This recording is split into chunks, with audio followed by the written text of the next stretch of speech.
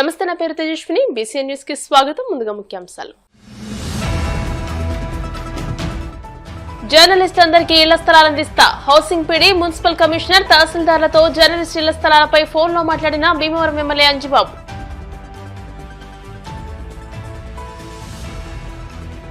విలువలతో కూడిన విద్య అందించడమే భారతీయ విద్యాభవన్స్ లక్ష్యం. పెద్దాపురం భారతీయ విద్యాభవన్స్ రెసిడెన్షియల్ స్కూల్ ప్రథమ వార్షికోత్సవంలో సిబిఐ మాజీ జేడీ వివి లక్ష్మీనారాయణ. కోలమూరు వీరవాసనంలో పదవీకాలం పూర్తి చేసుకున్న గ్రామ సర్పంచ్, వార్డు సభ్యులకు ఘన సత్కారం. భీమవరంలో నకిలీ కరెన్సీ ముఠా గుట్టురట్టు, నిందితులను అరెస్ట్ చేసి ఫేక్ కరెన్సీని స్వాధీనం చేసుకున్నామన్న one town CI Nagaraju.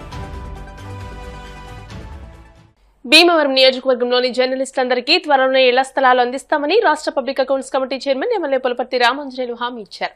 MLA Anjibabu కార్యాలయంలో భీమవరంలోని జర్నలిస్టులు మంగళవారం ఇళ్ల స్థలాలపై ఎమ్మెల్యే అంజిబాబుని కలిశారు. ఎన్నో ఏళ్లుగా ఇళ్ల స్థలాల కోసం ఎదురు చూస్తున్నామని, అందరికీ ఒకే చోట స్థలాలు కేటాయించాలని కోరారు. దీనిపై హౌసింగ్ పీడీ, మున్సిపల్ కమిషనర్, తహసీల్దార్లతో ఫోన్లో ఎమ్మెల్యే అంజిబాబు మాట్లాడారు. భీమవరంలోని ప్రతి జర్నలిస్ట్ కి ఖచ్చితంగా ఇళ్ల స్థలం అందిస్తామని, ఎన్నో ఏళ్లుగా జర్నలిస్టులు ఇళ్ల స్థలాల కోసం ఎదురు చూస్తున్నారని, వారికి ఇప్పటి వరకు స్థలాలు ఇవ్వకపోవడం శోచనీయమని, ఇక ఆలస్యం చేయమని, త్వరలోనే అందరికీ ఇళ్ల స్థలాలు అందిస్తామని అన్నారు. జర్నలిస్టులకు ఇచ్చిన హామీకి కట్టుబడి ఉన్నానని, అన్ని వసతులతో కూడిన స్థలాలను అందించాలని చూస్తున్నారని, స్థలం దొరకని పక్షంలో స్థలాన్ని కొనుగోలు చేసైనా జర్నలిస్టుగా స్థలాలను అందిస్తామని అన్నారు.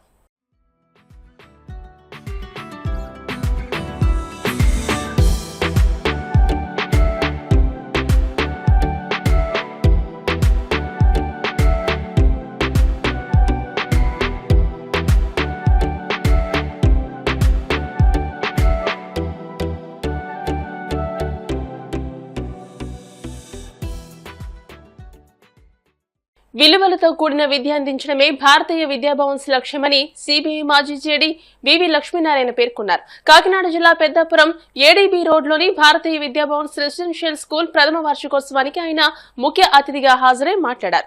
పాఠ్యాంశాలతో పాటు జీవితానికి ఉపయోగపడే అంశాలను విద్యార్థులకు చెప్పాల్సిన ఆవశ్యకత ఎంతైనా ఉందని అన్నారు. ర్యాంకుల సాధనకు తల్లిదండ్రులు పిల్లలపై ఒత్తిడి చేయకూడదని అన్నారు. పెద్దాపురం ఎమ్మెల్యే నిమ్మకాయల చినరాజప్ప, గజల్ మాస్ట్రో గజల్ శ్రీనివాస్, భారతీయ విద్యాభవన్స్ చైర్మన్ కాశీ విశ్వనాథరాజు మాట్లాడుతూ తల్లిదండ్రులు పిల్లలకు ఆప్యాయత, అనురాగాలు పంచాలని అన్నారు. ఈ సందర్భంగా విద్యార్థులు ప్రదర్శించిన సాంస్కృతిక కార్యక్రమాలు ఆకట్టుకున్నాయి. ఈ కార్యక్రమంలో academy director doctor MV Raghupathiraju, director DV Krishnamraju, మాజీ మున్సిపల్ చైర్మన్ రాజా, సూరిబాబురాజు, విద్యార్థులు, వారి తల్లిదండ్రులు పాల్గొన్నారు.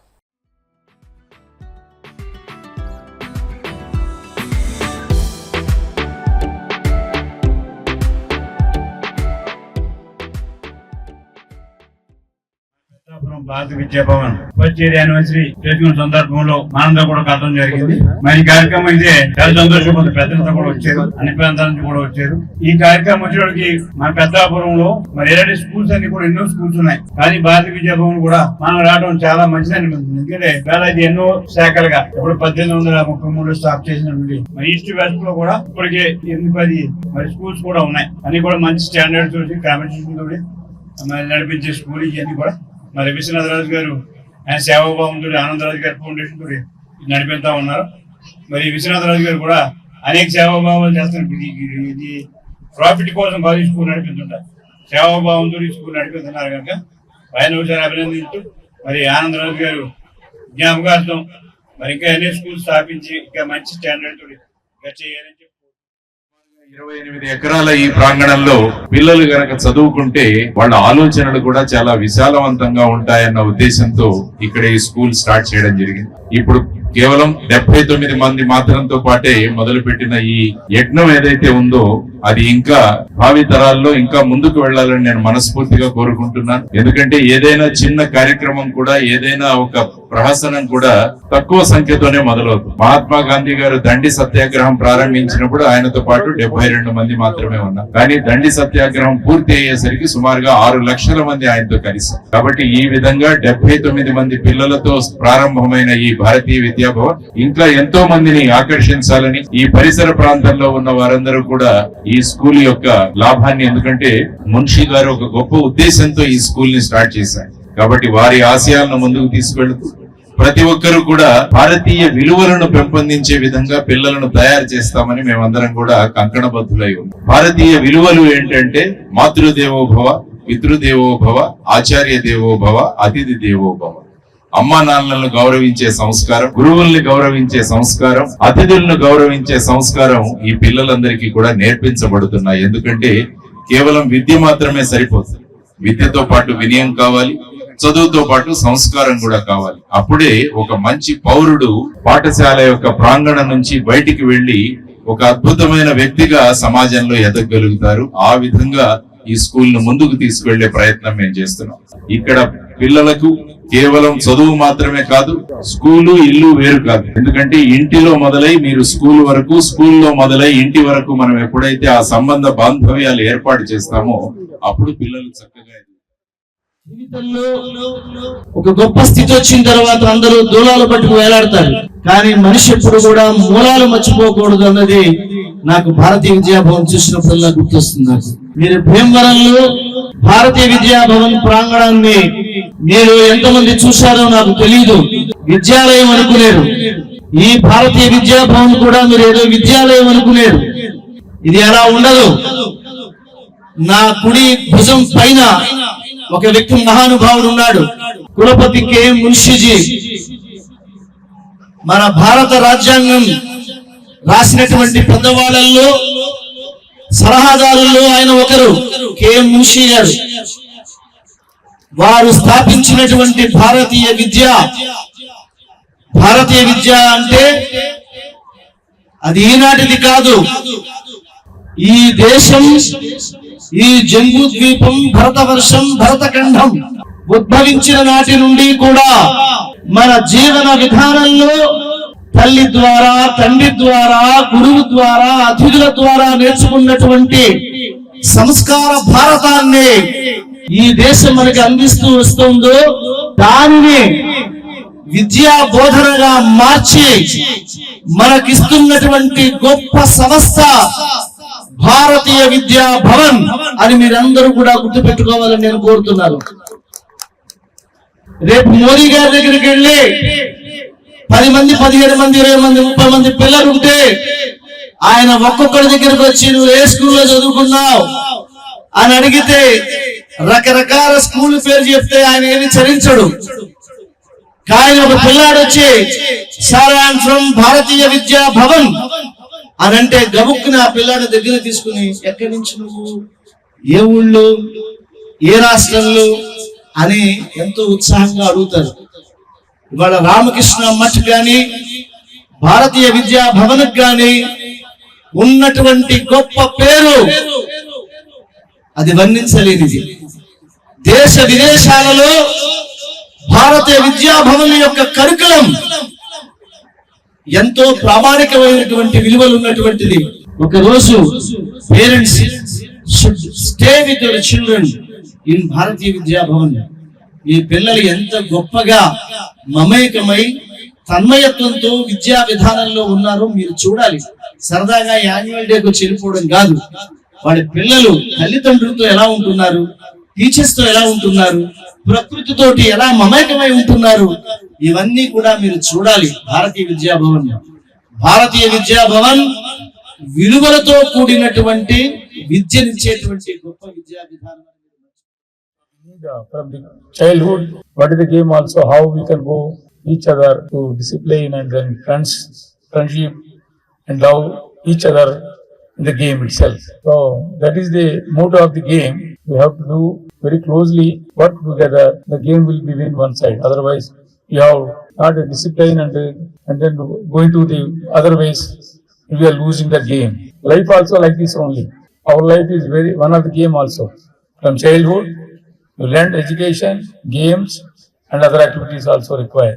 So Bhavans has providing lot of education. More than education is other activities also. Sports is one of the part of the education. Your parents, so they have children. Your children will be grown up from the not only Kakinada Kendra. So we have developed already Bhimavaram Kendra. More than 40 years. We have 5 schools in Bhimavaram Kendra.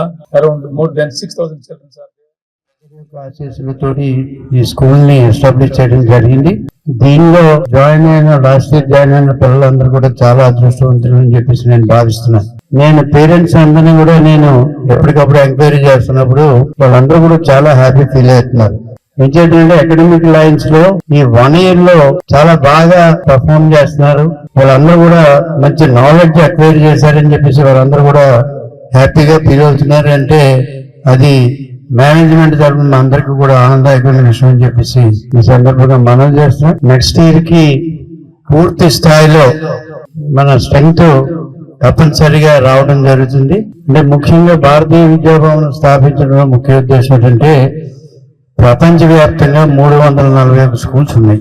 అప్పుడు మున్షి గారు మహాత్మా గాంధీ గారి యొక్క inspiration తోటి ఈ school start చేయడంలో ముఖ్య ఉద్దేశం ఏంటంటే భారతీయ సంస్కృతిని విలువలతో కూడుకున్న విద్యని మనం పిల్లలకి స్టూడెంట్స్ అందజేసినట్లయితే పిల్లలందరూ కూడా భావి భారత పౌరులుగా మంచి భారతీయులుగా తయారవుతారు. ఉండి మండలం కోలమూరు గ్రామ అభివృద్ధికి సర్పంచ్ నడింపల్లి సత్యవతి, ఉప సర్పంచ్ నడింపల్లి రామకృష్ణరాజు చేసిన కృషి ప్రశంసనీయమని బీజేపీ నర్సాపురం పార్లమెంట్ కన్వీనర్, క్షత్రియ కార్పొరేషన్ డైరెక్టర్ పేరిచర్ల సుభాష్ అన్నారు. కోలమూరు గ్రామంలో పంచాయతీ పాలకవర్గం పదవీ విరమణ సభ ఘనంగా నిర్వహించారు. సుభాష్ మాట్లాడుతూ గ్రామ పంచాయతీకి సుమారు 25 లక్షల విలువైన స్థలాన్ని విరాళంగా ఇచ్చి భవన నిర్మాణానికి కొంత మొత్తాన్ని దాతగా అందజేసిన ఘనత ఉప సర్పంచ్ రామకృష్ణరాజుకే దక్కుతుందని తెలియజేశారు. రాబోయే రోజుల్లో మరిన్ని ఉన్నత పదవులు అధిరోహించాలని తాను కోరుకుంటున్నానని చెప్పారు. నియోజకవర్గ వైఎస్ఆర్సీపీ కన్వీనర్ పివిఎల్ నరసింహరాజు మాట్లాడుతూ నియోజకవర్గంలో పంచాయతీకి సొంత స్థలాన్ని ఇచ్చిన ఘనత కోలమూరుకు చెందిన రామకృష్ణరాజుకే దక్కుతుందని అన్నారు. గ్రామ అభివృద్ధి కోసం నిరంతరం కృషి చేసిన ఘనత పంచాయతీ పాలక వర్గానిదేనని అన్నారు. సభలో గ్రామ టీడీపీ అధ్యక్షుడు పేరిచర్ల బాలరాజు, ఉండి ప్రభుత్వ ITI IMC chairman Samanthapudi Balakrishnaraju, సహకార సంఘం మాజీ అధ్యక్షుడు పేరిచర్ల సూర్యనారాయణరాజు, ఆకివీడు జెడ్పీటీసీ సభ్యుడు ఎండగండి శ్రీను, ఎంపీపీ ఇందుకూరి శ్రీహరి నారాయణరాజు, ఉండి మండల వైఎస్ఆర్సీపీ కన్వీనర్ పీవీఆర్కే ఆంజనేయరాజు, గణరాజు రాజేష్ వర్మ, పేరిచర్ల శ్రీహరి చక్రవర్తిరాజు, బదరి నారాయణరాజు, పాము రవి, పెన్మెస్స కృష్ణరాజు, నంబూరి బలరామకృష్ణరాజు, అల్లు శ్రీను, సచివాలయ సిబ్బంది, గ్రామస్తులతో పాటు వివిధ శాఖల అధికారులు, నియోజకవర్గానికి చెందిన పలువురు నాయకులు పాల్గొన్నారు.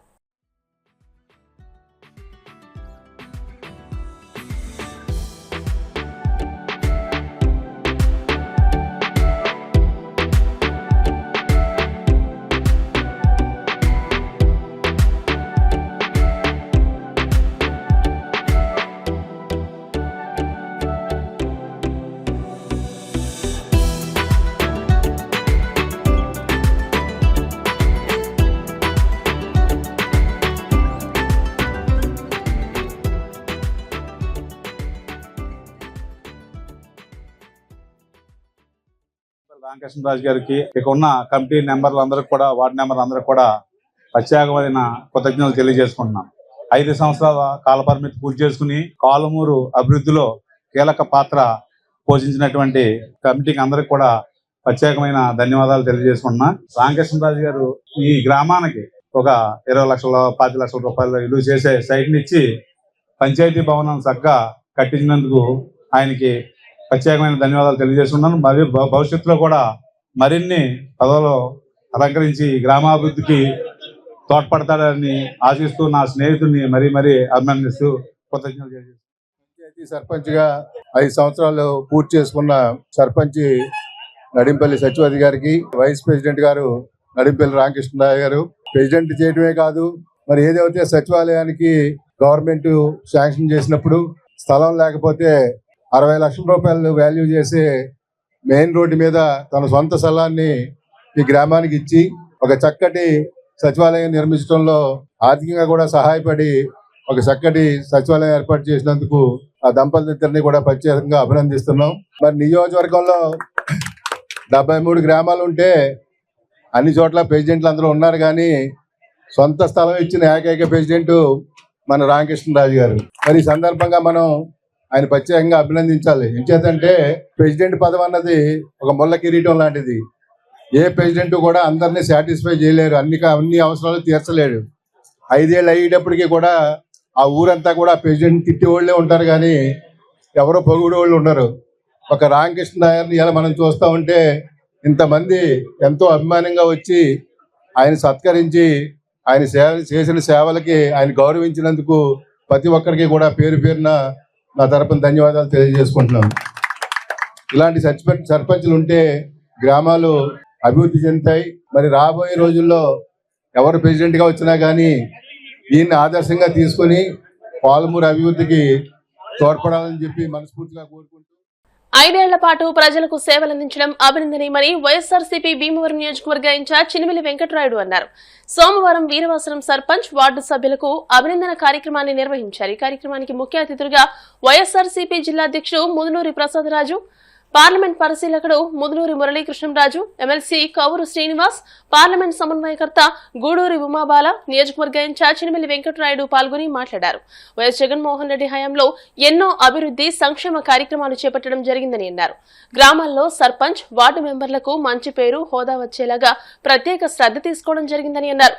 ప్రస్తుత ప్రభుత్వం మత, కుల రాజకీయాలతో ప్రజలను విడగొట్టే ప్రయత్నాలు పెద్దగా సాగుతున్నాయని విమర్శించారు. మెడిది జాన్సన్, భీమవరం మండల ZPTC Kandregula Narasimharao, parliament secretary Perichella Vijaya Narasimharaju, Bhimavaram పట్టణ అధ్యక్షుడు గాదరాజు రామరాజు, భీమవరం మండల అధ్యక్షుడు జల్లా కొండయ్య, వీరవాసనం మండల అధ్యక్షులు చవాకుల సత్యనారాయణ, జిల్లా యువజన విభాగం అధ్యక్షుడు చిగురుపాటి సందీప్, జిల్లా వైఎస్ఆర్ టీయూసీ విభాగ అధ్యక్షుడు ఇంటి సత్యనారాయణ, జిల్లా బూత్ కమిటీ అధ్యక్షుడు DVD Prasad, state student wings secretary Ganta Rahul, state మహిళా wing secretary Palavelli Manga, state YSR TUC విభాగ సెక్రటరీ గూడూరి ఓంకారం, కోడ యుగంధర్, చికిలే మంగతాయారు, గెడ్డం భారతి, వీరవల్లి శ్రీనివాస్, పెనుమాల నరసింహస్వామి, బొల్లంపల్లి శ్రీనివాస్ చౌదరి, నియోజకవర్గంలో ఉన్న సర్పంచ్లు తదితరులు ఈ కార్యక్రమంలో పాల్గొన్నారు. 2 సంవత్సరాలు వైఎస్ఆర్ పార్టీ అధికారంలో లేకుండా ప్రజల పక్షాన పోరాడుతూ ఉన్నాం.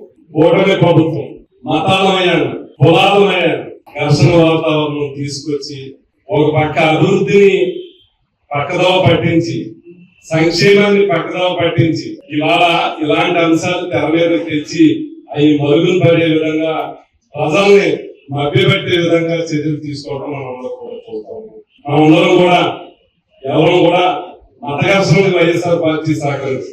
అయినా ఈ ప్రభుత్వం ఫస్ట్ నుంచి చేసేది ఏమంటే ఒక కక్షపూర్తిగా వ్యవహరించి, ఎవరైనా ప్రశ్నిస్తే కేసులు పెట్టరు. సోషల్ మీడియా కార్యకర్తలు కేసులు పెట్టుకున్నారు. ఇక్కడ కొన్ని నియోజకవర్గాల్లో చూస్తా ఉన్నారు, కొంతమంది నాయకులు మాట వినకపోతే కేసులు పెడతా ఉన్నారు. అనాథరైజ్డ్ పర్మిషన్ కొట్టేస్తా ఉన్నారు. మంచి కార్యక్రమం చేస్తామని డబ్బులు కలెక్ట్ చేయడం ఇలాంటివి చేస్తా ఉన్నటువంటి విషయం మనం చూస్తా ఉన్నాం. నేను వైఎస్ఆర్ పార్టీ కేంద్రంలో కూడా అన్ని నియోజకవర్గాల్లో కూడా మనందరూ కూడా ముందు చూపుతో వ్యవహరించవలసినటువంటి అవసరం ఉంది. మనందరూ కూడా సామరస్యంగా వైఎస్ఆర్ పార్టీ ఏకతాటిపై నడవలసినటువంటి అవసరం ఉంది. మనమందరం కూడా ఇలాంటి చర్యల్ని ఖండిస్తా ఉన్నాం. కక్షపూర్వకంగా వ్యవహరించి వైఎస్ఆర్ పార్టీ నాయకుడిని కానీ, వైఎస్ఆర్ పార్టీ కేడర్ కానీ ప్రజల తరఫున అన్యాయంగా కనుక ఇబ్బంది పెడితే వారి పక్షాన వైఎస్ఆర్ పార్టీ ఎప్పుడూ నిలబడుతుంది అనేటువంటి విషయాన్ని నిజంగా ఎన్ని పదవులు ఉన్నప్పటికీ గ్రామ స్థాయిలో సర్పంచ్ ఉన్నటువంటి హోదా దేనికి సంబంధం లేదన్నది ఖచ్చితంగా మనం తెలుసుకోవాలి. ఎందుకంటే ఒక జడ్పీటీసీగా చేసినా, ఒక జడ్పీ చైర్మన్ గా చేసినా, లేదా ఒక ఎమ్మెల్యేగా, ఎంపీగా చేసినా దేనికి లేనటువంటి వాల్యూ సర్పంచ్ ఉంటుంది. ఎందుకంటే అంత అధికారంలో ఉన్నటువంటి గ్రామ స్థాయి అధికారంలో ఉన్నటువంటి ఏదన్నా పదవి ఉందంటే అది సర్పంచ్ పదవి. మరి 73వ రాజ్యాంగంలో సవరణ చేసి ఆ రోజు ఏదైతే గ్రామ స్థాయిలో ఎవరైతే లోకల్ ఉంటారో వాళ్ళనే మనం సర్పంచ్ గా ఎన్నుకున్నట్లయితే గ్రామ స్థాయిలో ఆ గ్రామాన్ని అభివృద్ధి పదంలో మనం ఏ విధంగా నడిపించాలన్నది ఆ లోకల్ ఉన్నటువంటి నాయకులు ఆలోచించి నడిపిస్తారు. కాబట్టి పల్లెలే పట్టుకోమని చెప్పి ఆ రోజు మరి గాంధీజీ చెప్పిన మాట ప్రకారమే ఆ 73వ రాజ్యాంగ సవరణ తీసుకురావడం. ఆ రోజు నుంచి కూడా మనకి ప్రతి 5 సంవత్సరాలకు ఒకసారి ఎన్నికలు జరగడం, ఎన్నికల్లో మళ్ళీ సర్పంచ్ ఎన్నుకోవడం, ఎన్నికల్లో మనం ఏర్పాటు చేసుకుని మళ్ళీ సర్పంచ్ ఎన్నుకోవడం ఇలా జరుగుతుంది. కానీ గతంలో ఏదైతే మన నాయకుడు ముఖ్యమంత్రిగా ఉండగా ఇవన్నీ కూడా చాలా సక్రమంగా జరిగాయి. ఈ రోజు మనం చూస్తున్నాం, కూడా ప్రభుత్వం అధికారంలోకి వచ్చిన తర్వాత మళ్ళీ ఎన్నికలు చేయాలని యాక్చువల్ గా ఈ సర్పంచ్ ఎన్నికలు ఫిబ్రవరిలో ఉన్నాయి, నోటిఫికేషన్ ఇచ్చి ఎన్నికలు జరగాలి. కానీ దానికి ఎక్కడా కూడా ఇప్పుడు ఉన్నటువంటి ముఖ్యమంత్రి చంద్రబాబు నాయుడు గారు స్పందించకపోవడం, ఒకరు ఇద్దరు వ్యక్తిగతంగా స్వార్థం పొంది వెళ్ళిపోయినా అందరూ కూడా ఈ పార్టీలో ఉండి పార్టీ ఏ పిలిపించినా ఈ 2 సంవత్సరాలు కూటమి ప్రభుత్వం చేసినటువంటి అరాచకాల మీద ఎన్నో విధాలుగా మనం పోరాటాలు చేసాం, ప్రజల తరపున పోరాడాం. ప్రజల తరపున పోరాడిన ప్రతి విషయంలోనూ కూడా సర్పంచులు, పాలకవర్గ సభ్యులు చాలా పాత్ర పోషించారు. గ్రామాల్లో ఎన్నో ఇబ్బందులు పడ్డారు. ఎంప్లాయీస్ మాట్లాడుకుంటపోవడం, కూటమి ప్రభుత్వ నాయకులు ఎంతో ఇబ్బందులు పెట్టడం, ఎన్ని ఇబ్బందులకు పెట్టినా కూడా ప్రజల పక్షాన్ని నిలబడాలి, పార్టీ తరఫున నిలబడాలనే ఒక ఉద్దేశంతో మీరందరూ నిబద్ధతతో పార్టీ పట్ల ఎంతైతే మీరు కృషి ఇచ్చారో మీ అందరికీ కూడా మరి ప్రత్యేక అభినందనలు తెలియజేస్తున్నాం. భవిష్యత్తులో వైఎస్ఆర్ కాంగ్రెస్ పార్టీ అధికారంలోకి వస్తుంది. అధికారంలోకి వచ్చిన తర్వాత కార్యకర్తల సంక్షేమే ధ్యేయంగా, పార్టీ నాయకుల సంక్షేమే ధ్యేయంగా కూడా వైఎస్ఆర్ కాంగ్రెస్ పార్టీ పరిపాలన ఉంటుంది. అందులో ఈ రోజు మీకు సన్మానం ఒకటే కాదు, ఒక బాధ్యత. భవిష్యత్తులో మీరందరూ మంచి పదవులు పొందాలి. పార్టీ పట్ల ఎంత కష్టపడ్డారు, ఎంత నష్టపోయారు, ఎన్ని భర్తీ అవ్వాలి, మీ అందరూ కూడా ఉన్నత పదవుల్లోకి రావాలని ఒక ఉద్దేశంతో ప్రభుత్వం మీద ప్రజల్లో వ్యతిరేకత వచ్చింది. మళ్ళీ ఎన్నికలు వస్తున్నాయి, స్థానిక సంస్థల ఎన్నికలు ముందుగా వస్తాయి. వీటన్నింటిలో కూడా గతంలో పార్టిసిపేట్ చేసిన మీరు కానీ, మీ కుటుంబ సభ్యులు, మీకు సంబంధించిన వారు ఎవరైనా కూడా ఈ రోజు ఉన్న పదవులు కాకుండా ఎంతకన్నా పెద్ద పదవులు కానీ అవకాశం రీత్యా మరి ఎవరికి ఏ రిజర్వేషన్స్ లో ఏ అవకాశం వస్తాయి, మీరంతా కూడా పార్టీలో ఎప్పుడు కూడా పార్టీలో కుటుంబ సభ్యులుగా మీరు యాక్టివ్ గా ఉండాలని, మీకండగా ఇక్కడ ఉన్న వేదిక పైన ఉన్న నాయకులంతా కూడా ఒక కుటుంబంగా ఎప్పుడు మీకు అండగా ఉంటారు. రాబోయే రోజుల్లో వైఎస్ఆర్ కాంగ్రెస్ పార్టీ విజయం సాధించడానికి, మళ్ళీ జగన్మోహన్ రెడ్డి గారు ముఖ్యమంత్రి చేసుకోవడానికి మనం అంతా కూడా కలిసినట్టుగా పనిచేయాలని కోరుకుంటున్నాను. పొరపాట్లు జరుగుతున్నాయి, కొంచెం పట్టించుకోవట్లేదు అంటారు. చాలా మంది ఆ ఫీలింగ్ ఉండొచ్చు, జరుగుతున్నాయి. కానీ ఒక వ్యక్తి ఒక కార్యక్రమం చేపట్టినప్పుడు జరుగుతున్న పొరపాటు వ్యక్తి దృష్టి రావడం. మన జిల్లా అధ్యక్షుడు ప్రసాదరాజు గారు ఉన్నారు, పరిస్థితులు ముందు కోటేకృష్ణరాజు గారు ఉన్నారు. అనుకోకుండా ఏదైనా పొరపాటు జరుగుతున్నప్పుడు మనం ప్రభుత్వంలో భూపాలను కొట్టుకున్నట్టుగా కాకుండా మనం అంతా ఒకే కుటుంబం, వైఎస్ఆర్ కాంగ్రెస్ పార్టీ కుటుంబం. మనం జగన్మోహన్ రెడ్డి గారు ముఖ్యమంత్రి చేయాలని మనం పనిచేస్తాం. నుంచి 11 సీట్లకి మనం ఏర్పడ్డామ విషయం ఆలోచించిన విషయం. 40% ఓటింగ్ ఏకైక పార్టీగా రాష్ట్రంలో అన్ని పార్టీలు ఉన్నా, అధిక సంఖ్య ఏ పార్టీని తీసుకున్నా అన్ని పార్టీలు కన్నా అధిక సంఖ్య 40% ఓట్లు సాధించామంటే గ్రామ స్థాయిలో సర్పంచ్ యొక్క కృషి వల్ల 40% ఓట్లు సాధించామని చెప్పి సర్పంచ్ గారంటే రాష్ట్రంలో భారతదేశంలో ఏ ప్రజాప్రతినిధికి లేనటువంటి విలువ. గ్రామ స్థాయిలో నిజంగా కూడా మనం చెప్పుకోగల భారతదేశంలో ఏ వ్యక్తికి కూడా చెక్ పవర్ అనేది నిజంగా ఒక సర్పంచ్ కే చెల్లింది. మనం చేసిన టైం నిజంగా ఒక సర్వయుగం లాంటిది. గ్రామాల్లో కనుక మనం చూస్తే కనుక ఏ గ్రామంలో అయినా సరే, ఏ ఎమ్మెల్యే గారి దగ్గరికి వెళ్ళినా, ఎంపీపీ గారి దగ్గరికి వెళ్ళినా, జిల్లా పరిషత్ దగ్గరికి వెళ్ళినా, ఒక 5 లక్షల నుంచి 10 లక్షల గ్రాంట్ తెచ్చుకోవాలంటే ఎన్నో సార్లు వాళ్ళ చుట్టూరు తిరిగి మాకు ఒక రోడ్డు ఇవ్వండి అని అడిగే పరిస్థితిలో ఇదివరకు గతంలో సర్పంచ్ ఉండడం. రాయి మీద సర్పంచ్ గారి పేరు కనిపించాలంటే నిజంగా అయ్యబాబు ఈ రోడ్డు వేసాం, నిజంగా మా పేరు గ్రామంలో సర్పంచ్ చేసి ఈ రోజుని రావడం అంటే ఒక ఛాలెంజ్. ఎన్నో కష్ట నష్టాలు వచ్చి ఈ రోజు సర్పంచ్ వార్డు మెంబరు ఎక్కాలంటేనే డబ్బులతో కూడుకున్నట్టు. ఈ రోజుని సర్పంచ్ గా ఎన్నికయ్యి ఇక్కడ రావడం అంటే ఆస్తులకి వడ్డీలు తెచ్చి అవి కట్టలేని పరిస్థితుల్లో ఈ రోజు ఆస్తులకి రాజకీయాలు చేసుకునేటటువంటి పరిస్థితి. కానీ మనం ఎంత కష్టపడ్డ గౌరవం ఉందంటే మనకి అంతంత మాత్రంగానే ఇక్కడ ఉన్నటువంటి గౌరవం. ఈ రాష్ట్రంలో చేసినటువంటి సర్పంచులకి అందరికీ కూడా మన పార్టీ ఒక ప్రత్యేకమైనటువంటి మనకి లబ్ధి చేకూరింది. ఇప్పుడు కాసేపు ప్రకటనలు.